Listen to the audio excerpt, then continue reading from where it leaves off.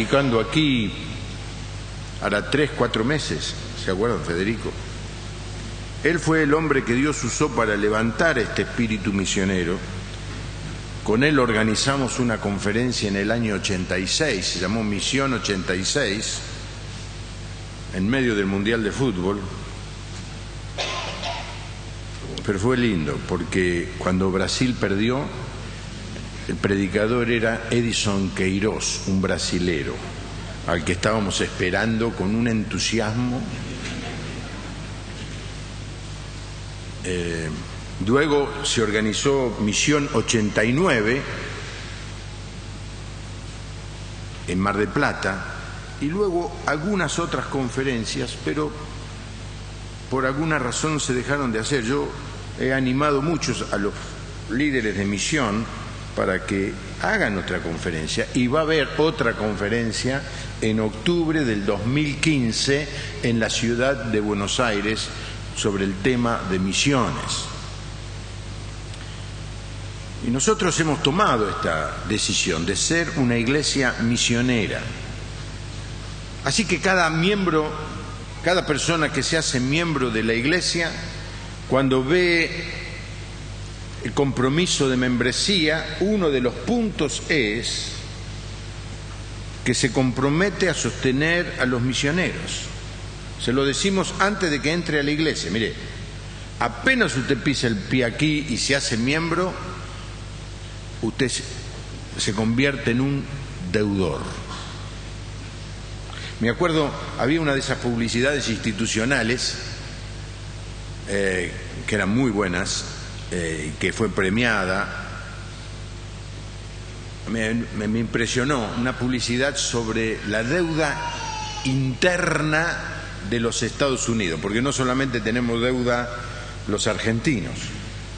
El primer país del mundo, económicamente hablando, tiene una deuda que ni siquiera nos podemos imaginar todos los ceros que tiene. Y hablando de esa deuda, aparecían dos personas, tipos de inspectores de la DGI o de la FIP, no como los hermanos que son buenísimos que tenemos en la iglesia, no se sientan, de esos tipos con saco largo, con sobre todo una valija, y llegaban y entraban a la sala de la maternidad y le ponían en el dedo gordo del nene que había recién nacido un papelito que decía: debe $45.000.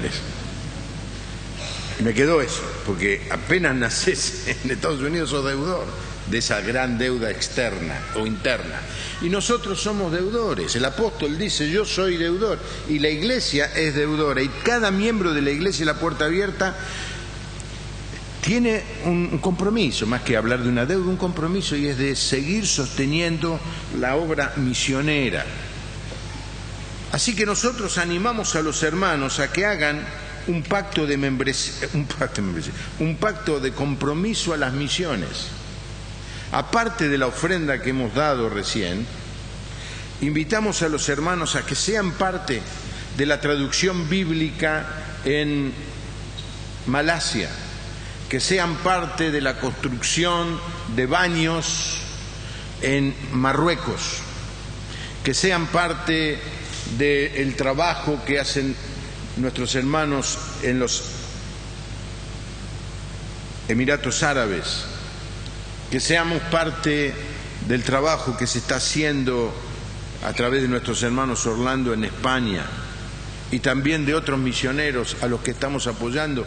Estamos apoyando no con la dimensión de estos 4 que acabo de mencionar, pero estamos apoyando a Daniel Scott y su esposa Marta. Marta es la hija de Mirta. Y están plantando una iglesia en Tolosa, en el País Vasco. Y estamos siendo parte de eso. Que ya nunca lo veamos hasta que lleguemos al cielo. Entonces le invitamos a los hermanos, y aparte de la ofrenda que usted da a la iglesia, el diezmo, el 10% de lo que el Señor le permite ganar lo trae a la iglesia, comprométase con algo más, y es dar una ofrenda por mes a las misiones. Y están estos sobres rojos, por ahora rojos, ahora vamos a hacer sobres nuevos de todas las clases, y una de las cosas que le dije a los que van a hacer, con letra grande, porque yo cada vez veo menos, pero veo que es rojo por ahora, y entonces acá usted pone la cantidad, pone su nombre o pone su número de ofrenda para la contabilidad de los hermanos del Consejo de Administración, y así estamos juntando el dinero que necesitamos para enviar a nuestros misioneros. En algunos casos se manda a las misiones a la gente que no se soporta más en la iglesia. O sea, portate bien porque te mandamos de misionero, ¿eh? Nosotros no hemos hecho eso. Nosotros estamos provocando y motivando que los hermanos que sientan el llamado a ir se preparen y vayan a las misiones. Yo sé que Diego ha charlado con una joven de la iglesia que está preparándose para ir a hacer un trabajo de corto plazo. ¿Es así, Diego? Yo he hablado con 2 jóvenes de la iglesia, jóvenes, estoy hablando de chicos de 20 años, que dicen, vamos a dedicar un año para ir a aprender a hacer un viaje de corto plazo. La hermana que hoy tradujo a la mañana aquí el lenguaje de señas se va en el mes de marzo, creo, marzo o abril, ¿cuándo es? Febrero, nuestra hermana se va a China a hacer misión con un grupo. Así es. ¿Por qué hacemos eso? Porque esa es la iglesia. Jesús nos dio una orden, la queremos cumplir. ¿Cuál es la orden que nos dio el Señor? Ir ¿por dónde? Por todo el mundo. Cuesta, duele, pero tenemos que ir. Tenemos que ofrendar, ser parte. Quizá algún hermano pueda sentir en algún momento que recibe un dinero que no esperaba recibir. Dice, yo voy a dedicar esto a las misiones. Por ejemplo, cuando Willy y Marilina terminen, se va a presentar un gran desafío, que es conseguir el dinero para que se pueda imprimir esa Biblia. Y ya tenemos que empezar a pensar para poder decirle, la vamos seguramente a imprimir en China, ¿no es cierto? Porque es lo más barato y lo más cerca allí. Los chinos tienen una imprenta, que no son creyentes, son más bien ateos, pero tienen la imprenta que imprime más Biblias en todo el mundo. Y el director de esa imprenta estuvo hace 2 o 3 meses y se reunió con nosotros en la Sociedad Bíblica, y ellos dicen, imprimen de a 20.000, 30.000 como de a 40 millones de ejemplares. Y vamos a tener que empezar a juntar el dinero para imprimir esas Biblias. Entonces, ¿por qué el Señor me prospera? El Señor te prospera y el Señor nos da riquezas para que la invirtamos en el reino. Cada vez que vayas a hacer un gasto superfluo, pregúntate, ¿será esta la voluntad de Dios? ¿O Dios me dio este recurso para que lo invierta en el reino? Jesús le dijo a sus discípulos, haceos tesoros en el cielo. ¿Cómo hacemos tesoros en el cielo? Invirtiendo en el reino de Dios.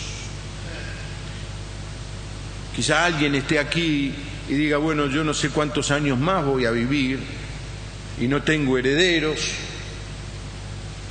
y si me llego a morir, el departamento que tengo, el auto que tengo, la estancia que tengo, vas a saber, se la va a llevar el gobierno. Entonces yo lo desafío, digo, haga previsiones, póngalo para que queden para la misión, queden para la traducción bíblica, queden para la sociedad bíblica, queden para algún orfanatorio, queden para alguna iglesia. Porque el recurso que Dios nos dio es para que lo administremos sabiamente.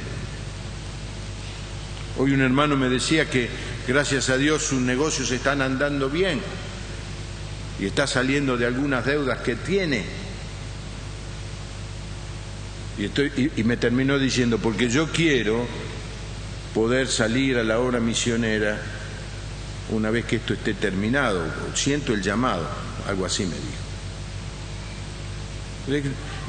Una de las razones por las que no tenemos que meternos en deuda es porque el cristiano tiene que estar preparado para salir en cualquier momento. Ya lo prediqué eso el domingo pasado, ¿no es cierto?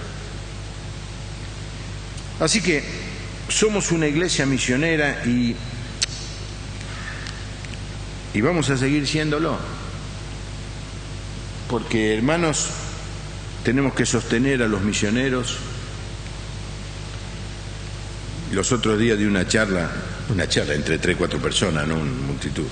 Les explicaba lo que yo ya les dije a ustedes, los procesos. Primero mandamos a gente joven a las misiones.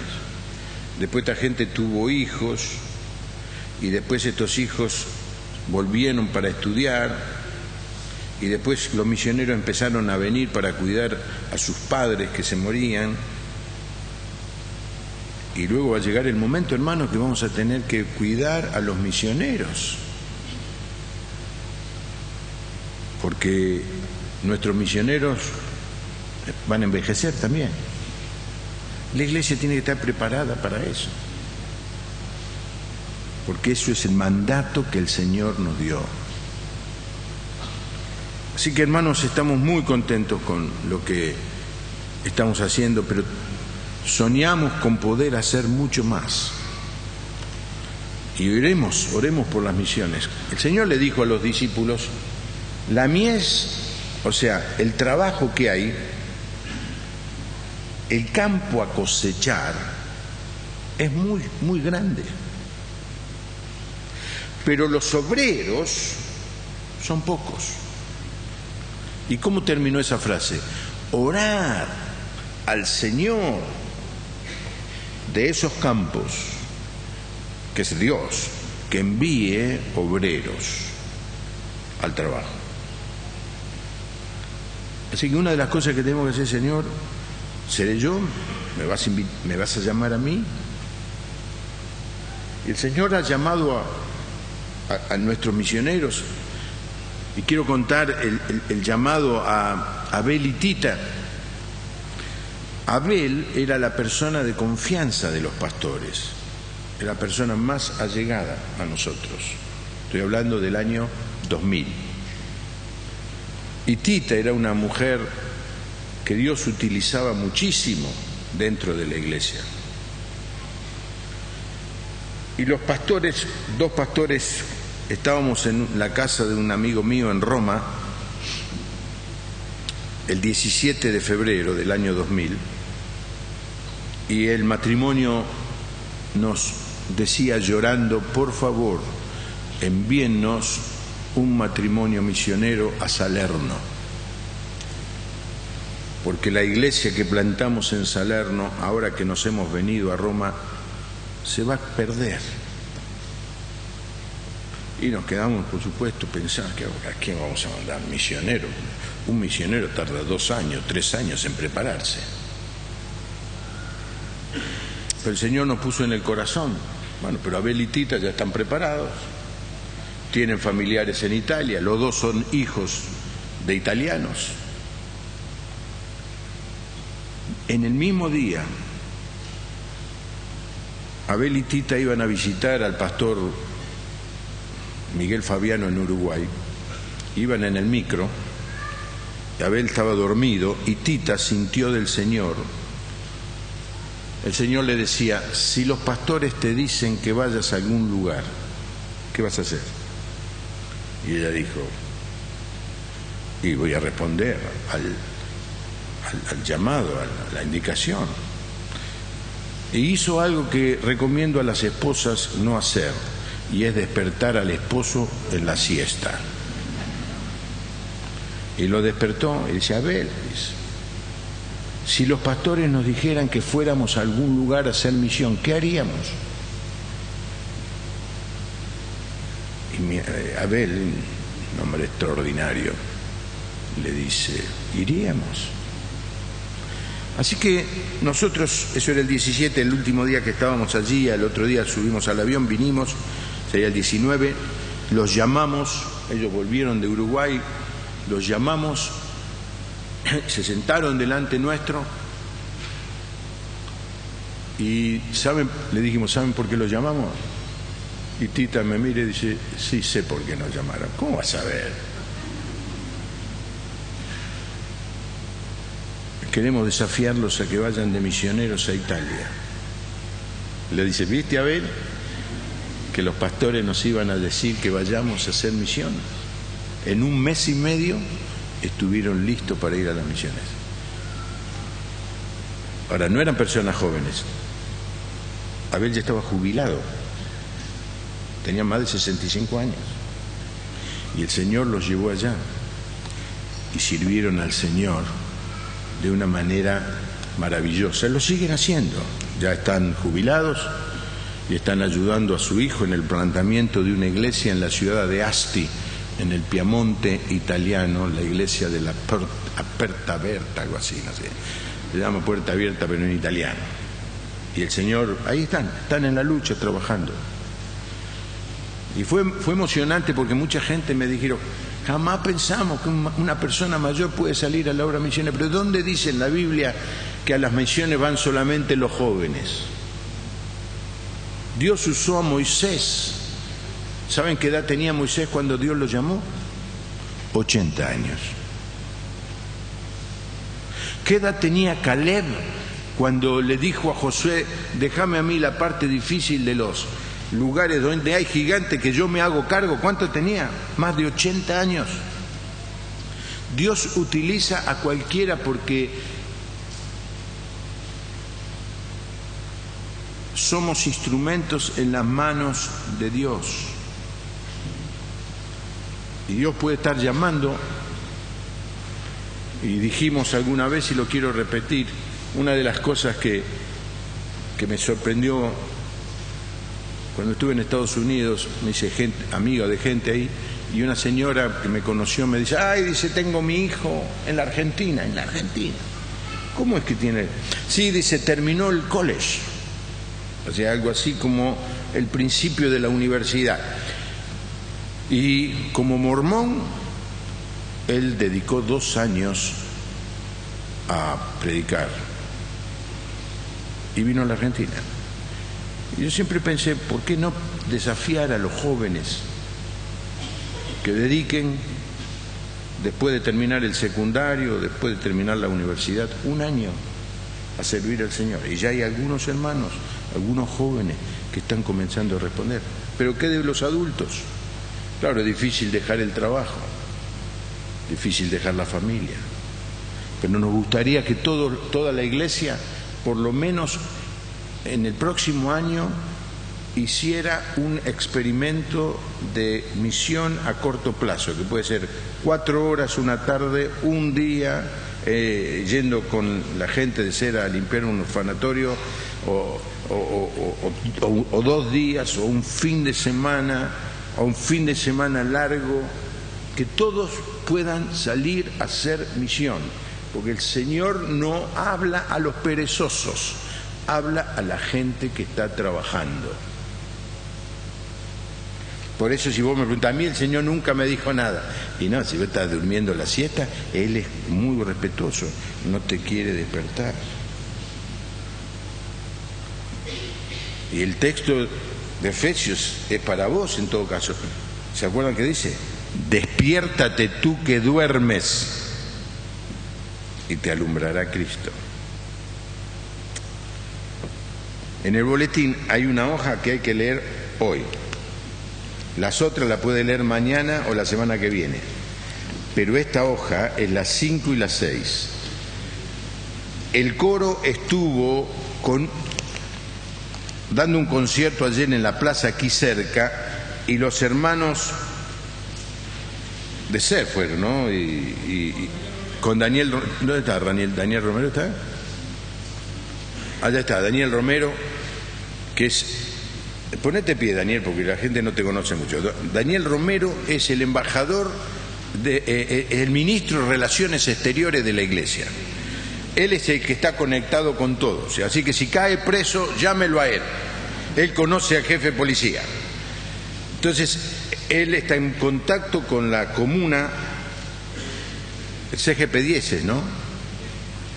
Hicieron una feria aquí en la plaza y el coro fue a cantar y la verdad que fue una tremenda medición. Me decía, nos han dado una placa de reconocimiento, Gustavo me decía del impacto, la cantidad de gente que conoce nuestra iglesia, la tremenda influencia y el tremendo prestigio de la escuela, todo el mundo diciendo esto. Y también me dijo algo que es triste pero es verdad, y es cuánta gente que fue alguna vez a una iglesia y está apartada y se acercó. Así que felicitamos al coro. Mire, le digo la verdad a lo del coro. Lo del café estuvo bueno, esto estuvo mejor, porque fue acá en el barrio. Y el impacto, estoy seguro que va a producir resultados, gente que se va a empezar a acercar a la fe por el trabajo de ustedes. Pero el sábado que viene hay a mover la vida, el grupo de mujeres que dice que se mueve, van a estar de las 5 a las 7 de la tarde en esta feria allí en la Plaza Terán, en Nogoyá y Virgilio. Así que es un buen momento para acompañarles.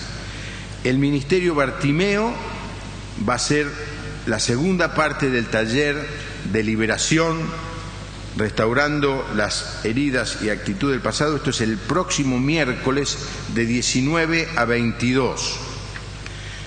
El viernes que viene está la última reunión del año de los matrimonios y va a ser a las 20:30. Todos los matrimonios están invitados. Y el sábado 29, la segunda parte de la conferencia Dios y Mamón, y allí está la explicación. Mamón es el rey el dios del materialismo.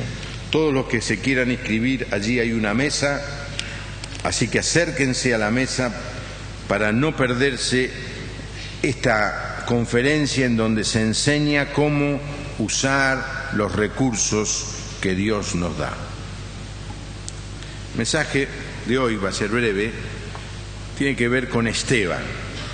La iglesia comenzó en Pentecostés y 4 personajes importantes hay en el libro de los Hechos, entre el capítulo 6, que cuenta el inicio de la iglesia, y el capítulo 13. Y es muy interesante saber, 4 personajes. El primero es Esteban, el primer mártir cristiano. El segundo es Felipe, el evangelista que fue a predicar el evangelio a Samaria. Jesús había dicho: me seréis testigos en Jerusalén, en Judea, en Samaria. No era lejos, pero era un lugar inaccesible para los judíos. Y fueron, y Felipe fue y tuvo una gran bendición. Y Dios luego lo llevó a evangelizar al primer africano que se convirtió y que era de Etiopía. En el día de hoy todavía hay una iglesia, no, todavía no, gracias a Dios, hay una iglesia fuerte en Etiopía, y esa gente dice, el origen está en el capítulo 8 del libro de Hechos. El otro personaje importante fue Cornelio. Se convirtió un soldado romano, un centurión, alguien que tenía un ejército a su cuidado, y al convertirse recibió el bautismo del Espíritu Santo, y esto produjo un impacto tremendo en la iglesia, especialmente a Pedro, que dice: ¿cómo? También el Espíritu Santo es para los no judíos. Y luego el personaje que luego va a ocupar todo el libro de Lucas es la conversión del apóstol Pablo, que en esa época se llamaba Saulo de Tarso. Y una vez que Lucas, que es el escritor, cuenta el principio de la iglesia hasta el capítulo 6, y del capítulo 6 al capítulo 12 cuenta lo que le sucedió a estos 4 personajes, e inclusive incluye la conversión de Saulo, ya todo el toda la escena está preparada para el primer viaje misionero que sale desde la iglesia de Antioquía y que se relata en el capítulo 13 de Hechos. Ahora, Esteban es un personaje para estudiar, para leer,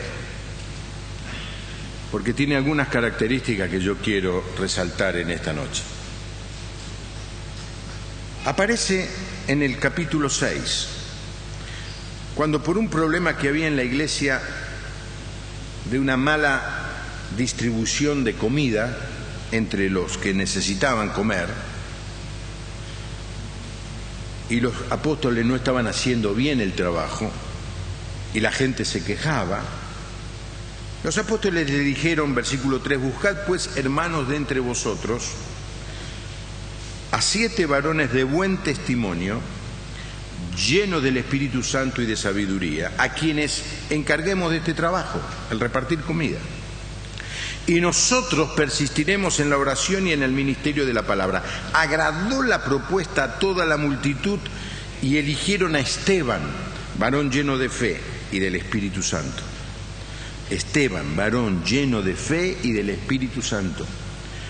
A Felipe, a Prócoro, a Nicanor, a Timón, a Parmenas y a Nicolás, prosélito de Antioquía, los cuales presentaron ante los apóstoles, quienes orando les impusieron las manos. Y crecía la palabra del Señor y el número de los discípulos se multiplicaba grandemente en Jerusalén. También muchos de los sacerdotes obedecían a la fe. Y Esteban, lleno de gracia y de poder, gracia y poder, hacía grandes prodigios y señales entre el pueblo. No era apóstol, nunca más antes había sido mencionado, y posiblemente era un judío, pero griego, por el nombre que tenía, Estéfano, Esteban, que significa corona.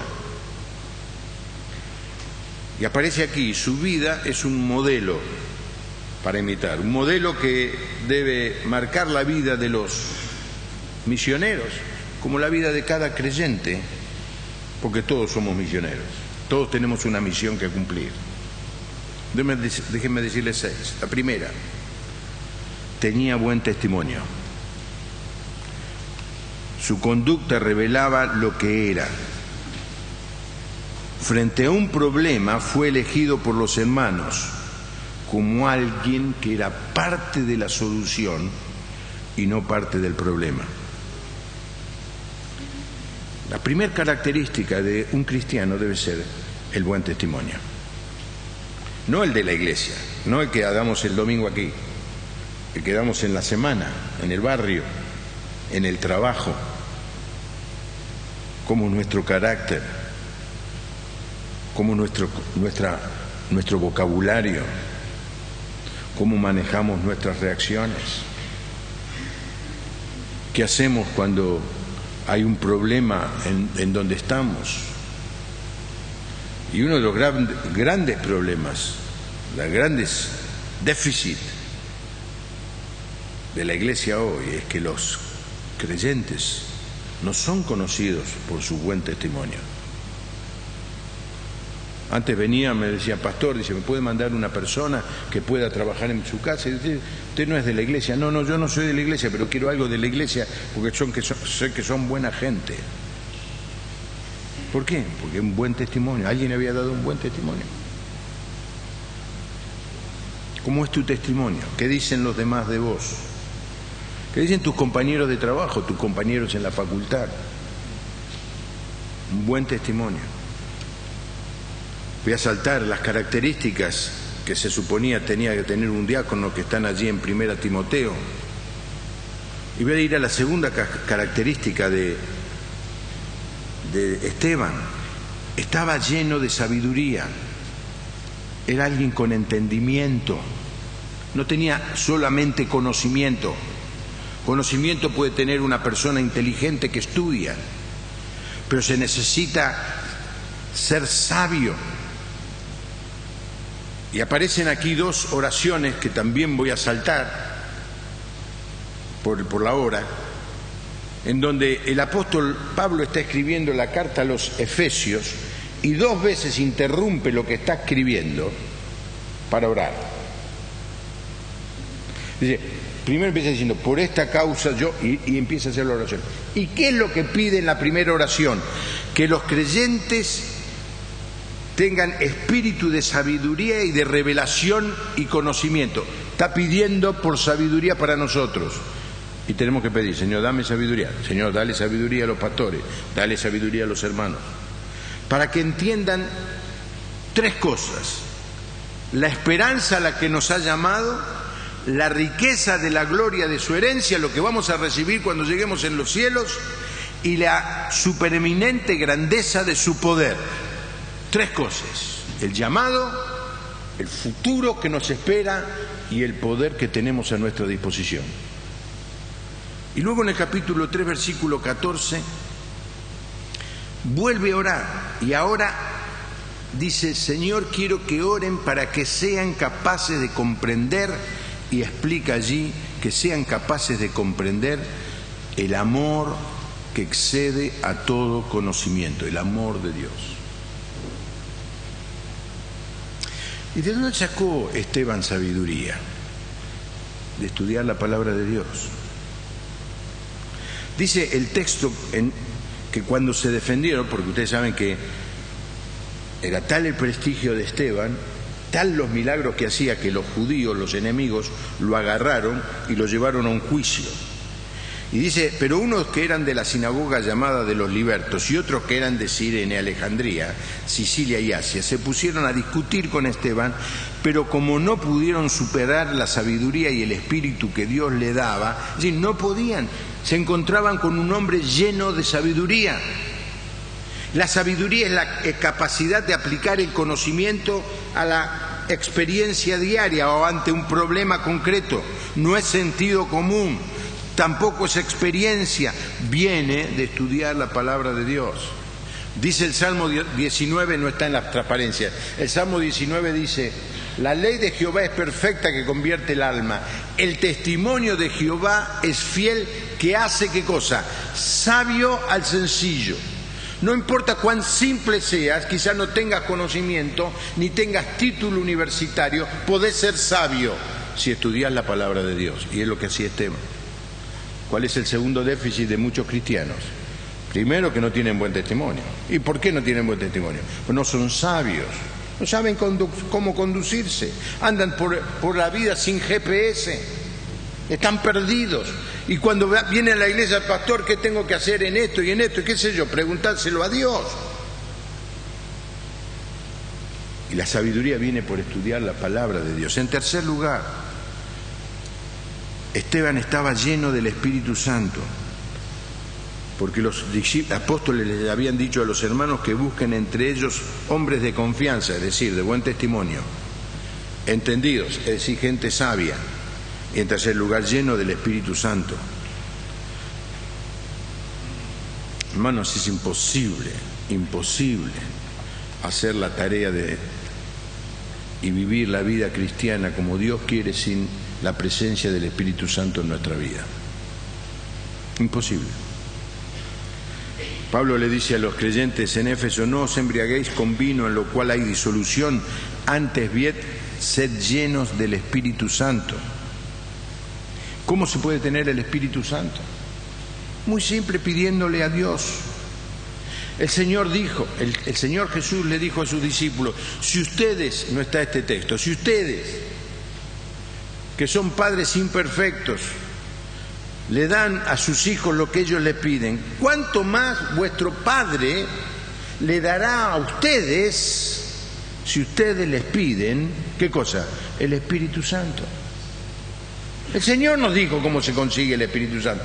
No es en una reunión carismática en algún lugar que venga un gran predicador, que no tiene nada malo ir a escuchar a un gran predicador. Se consigue pidiéndole. Y lo primero que tenemos que hacer en la mañana, porque lo que sucede con el Espíritu Santo es que muchas veces está entristecido. Yo lo tengo, ¿para qué se lo voy a pedir? Porque está triste, necesitas pedirle perdón y llenarte de la palabra de Dios y que el Espíritu Santo te llene. Ayer contaba en el aniversario 10 años de la iglesia en Loma Hermosa lo que tantas veces le dije a ustedes. Tony Campolo, el pastor americano que era pastor de Bill Clinton, escuchó de la Madre Teresa de Calcuta algo que le impresionó a él, y cuando él me lo contó me impresionó a mí, y era esto. La Madre Teresa de Calcuta dice: no me levanto a hacer nada sin pasar un rato en silencio pidiéndole: Espíritu Santo, llena mi vida. Y la verdad que yo he tratado de hacerlo, no siempre lo hago. Uno sale corriendo, o prende la televisión, o mira el celular. Ahora estamos todos con el celular, estamos todos mirando. ¿Qué? ¿Recibí algún WhatsApp? ¿Recibí algún mensaje? ¿Un email? Y antes de hacer eso, pedirle: Espíritu Santo, llena mi vida. Voy a tomar tantas decisiones, voy a decir tantas cosas, voy a hacer tantas cosas. Señor, lléname tu Santo Espíritu. En tercer lugar, dice que era un hombre lleno de fe. Y sin fe es imposible agradar a Dios. ¿Qué es fe? Es confiar en las promesas, es confiar en que Dios no nos va a fallar. Todos ustedes en este momento están desarrollando una increíble fe. Ustedes se han sentado sin agarrar la silla y revisar si estaba bien, ni ver la marca, ni decirle a algún otro: sentate que quiero estar seguro de que no me caigo. Ninguno de ustedes hizo eso. Ustedes vinieron y con fe se sentaron. Eso es fe. Es descansar sin saber mucho. Y el cristiano debe vivir por fe. ¿Por qué enviamos misioneros? Por fe. Dios no nos va a dar recursos, Él se va a encargar. El problema de Dios no son los recursos, son las personas. ¿Por qué encaramos la construcción? ¿Porque tenemos todos los recursos? No. ¿Y por qué lo hacemos? Por fe. ¿Por qué? Pues sabemos que Dios se va a encargar de darnos los recursos a su tiempo. Cuando queremos tener todo bajo control y no hacemos nada si no lo tenemos calculado, vivimos una vida chata, irrelevante. Necesita tener fe. Y si no tenés fe, hacé la oración que hizo el centurión: Señor, creo, pero ayuda mi incredulidad. O como le dijeron los discípulos: aumenta nuestra fe. ¿Cuánto ustedes necesitan fe? Pídansela: Señor, dame fe. ¿Cómo viene la fe? De estudiar la palabra de Dios. Parece que estamos recurrentes a esto. Estudiar la palabra de Dios. En quinto lugar, era un hombre lleno de gracia. Dice el versículo 8: Esteban estaba lleno de gracia y del poder de Dios. Realizaba grandes prodigios y señales entre el pueblo. Aquí no, la palabra gracia, que tiene mucho significado, no es por gracia sois salvos por medio de la fe. Esa es otra gracia. Ese es el favor inmerecido que recibimos de Dios. Esto es más simple, y esto es casi muy fácil de entender. Todo el mundo lo entiende. Pero lo entendemos más por la negativa que por la positiva. La negativa es cuando una persona no tiene gracia, es un desgraciado.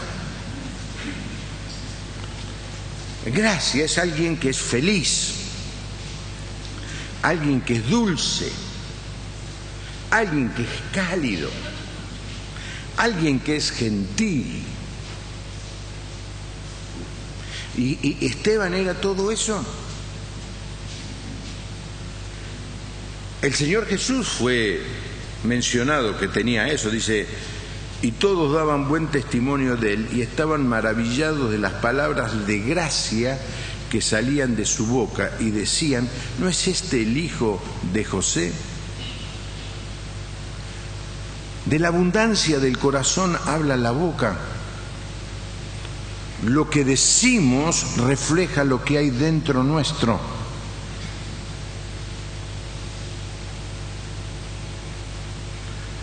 Y esta es una gran señal de ver cuántos creyentes muestran la hilacha, o mejor, muestran el hígado, para seguir con la... cuando hablan.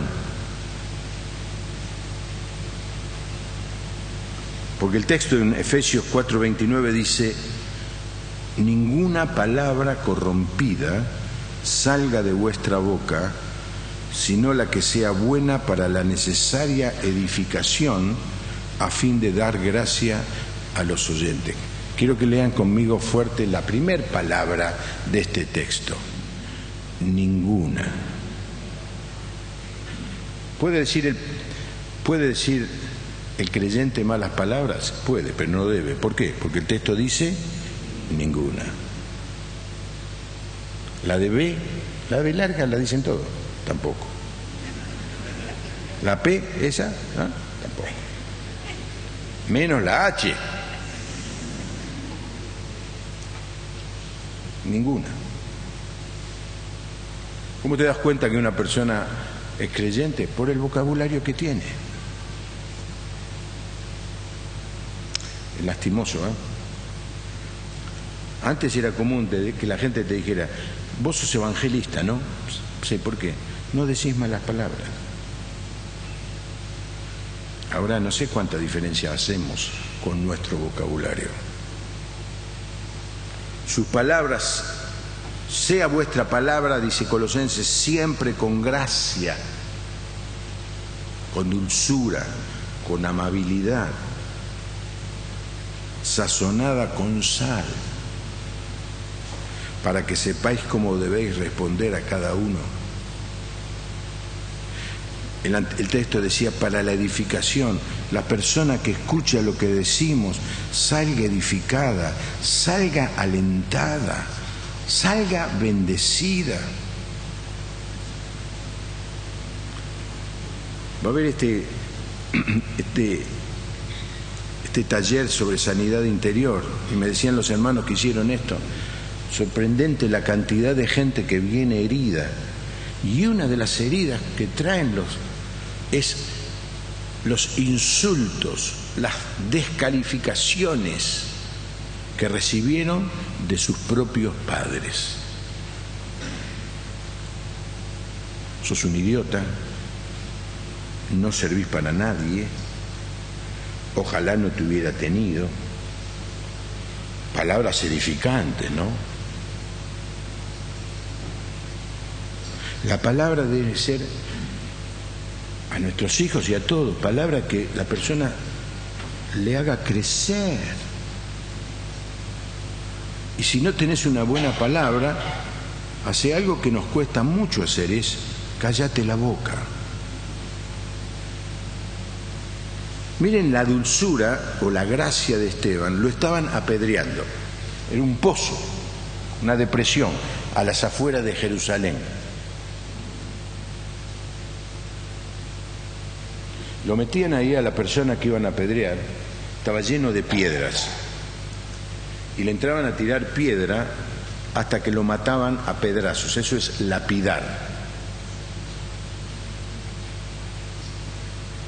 Y mientras lo lapidaban, Esteban rogaba: Señor Jesús, recibe mi espíritu. Y luego decías, cayó de rodillas y clamó con fuerte voz: Señor, no le tomes en cuenta este pecado. Y dicho esto, murió. ¿De quién había escuchado estas palabras? El Señor. Se las había dicho a Dios. Él se las está diciendo al Señor Jesús. Esto es tener dulzura. Hermanos, esta característica que tiene que ver con el lenguaje que usamos, tiene que llamarnos a la reflexión. Se mete, es fácil. Cuando yo hice el servicio militar, en el servicio militar, de 3 palabras, 2 eran malas palabras. Y me quedo corto en el porcentaje.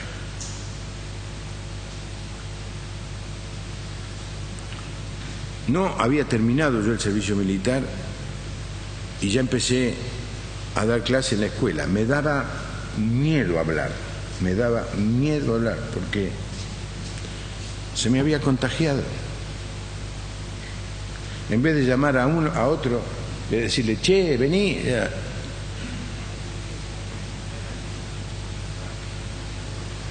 Y tuve que hacer un gran esfuerzo, porque yo nunca escuché a mi papá y a mi mamá, nunca, decir una mala palabra. No se me ocurría.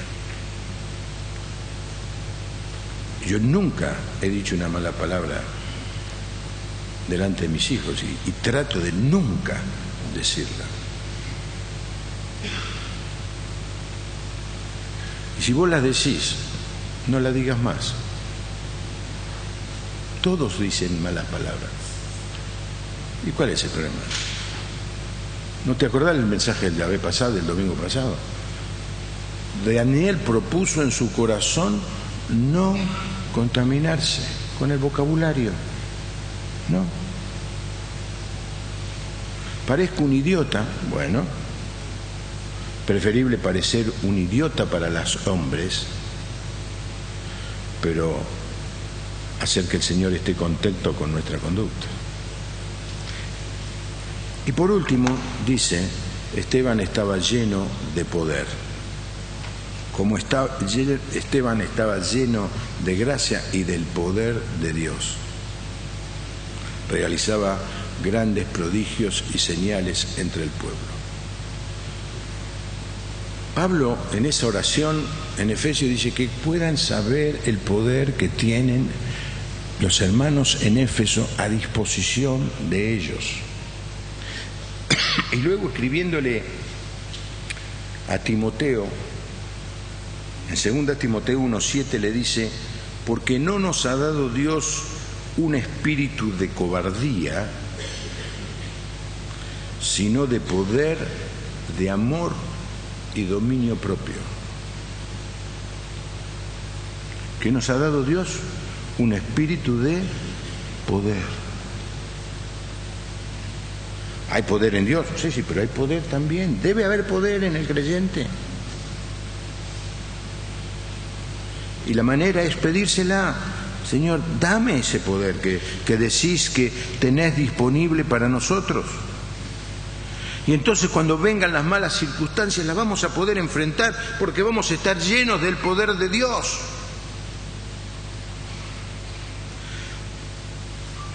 A veces vemos hermanos tan abrumados por las circunstancias que le rodean que nuestra oración debe ser, Señor, mostrarle el poder que tienen a su disposición. Mientras hablaba en esta mañana se me ocurrió un ejemplo, no sé si muy bueno, pero lo vuelvo a repetir. ¿Cuántos de ustedes alguna vez tuvieron un ventilador en la casa? A ver, levanten la mano. No. Ahora todos tenemos aire acondicionado. Ventilador. Un artefacto feísimo, pero estaba allí. ¿A quién le importaba que era feo? En verano, si andaba bien, andaba bien. Pero ¿saben uno de los secretos del ventilador? Que necesita estar enchufado a la red eléctrica para funcionar. Sin estar enchufado a la red eléctrica, no sirve para nada. Y el creyente, si no está enchufado, no está conectado con el poder de Dios, no produce mucho. Vidas sin poder, vidas sin fruto. Y nosotros tenemos que orar, Señor, vos me ofreces poder, yo quiero ese poder. Pero ese poder no viene gratis, viene cuando nosotros nos dejamos llenar todos los días del Espíritu Santo y la palabra de Cristo mora en abundancia en nosotros. Y es entonces cuando podemos predicar y la gente es transformada, es conmovida por nuestra prédica. y podemos hacer proyectos de trabajo y tenemos la energía y tenemos la audacia y tenemos la capacidad sobrenatural para poder hacerlos. Y empezamos a vivir en una dimensión de fe, de prodigios, de milagros, porque no dependemos de nosotros, dependemos del poder de Dios que está a nuestra disposición. Si vos vas a orar por un enfermo, no hace falta que vaya un pastor a orar por un enfermo. Si vos tenés la oportunidad de orar por un enfermo, dice: Señor, vos me decís que puedo tener este poder, llename de tu espíritu en este momento y poné la mano sobre el enfermo y orá y decí: en el poder de Dios bendigo tu vida y oro para sanidad en tu vida. Lo podemos hacer. Lo puede hacer cualquiera que tenga fe en el Señor. No es exclusivo de algunas personas. Y Esteban vivía en esa dimensión. Y terminó mal, lo terminaron apedreando, joven, primer mártir cristiano. Pero transformó la vida de millones a través de su historia en el tiempo. Y conmovió a un joven que estaba al costado del lugar de lapidación, cuidando la ropa, porque todo el mundo tenía como una capa, digámoslo así, y para tirar piedra no se podía, a veces sacaban la parte más externa del vestido, que tenía 5 elementos, sacaban eso y lo dejaron, y le dijeron: pibe, cuida esto, que nadie lo robe. ¿Quién era el pibe ese? ¿Sabes?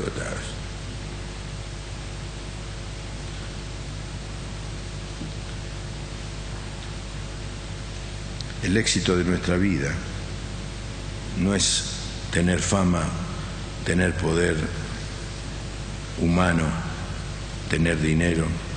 El éxito de nuestra vida es hacer lo que Dios quiere y ocupar el lugar para el cual el Señor nos preparó. Amén, hermano. Gracias, Señor, por tu palabra, por el ejemplo de Esteban. Reconocemos, Señor, que estamos lejos de esta clase de vida y te pedimos que nos ayudes.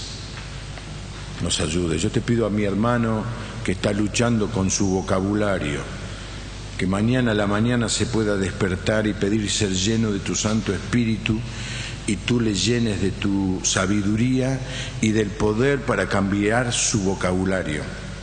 Te pido por aquel hermano que está tomando decisiones equivocadas en su vida, que mañana se levante a la mañana, pida ser lleno del Espíritu Santo y vos le des sabiduría como para que él sepa cuál es el camino correcto que tiene que seguir.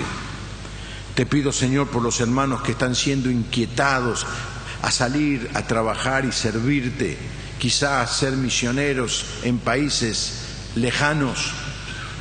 Llenalos de tu espíritu y llenalos de tu sabiduría y llenalos de tu poder para que sepan escuchar tu voz y responder obedientemente.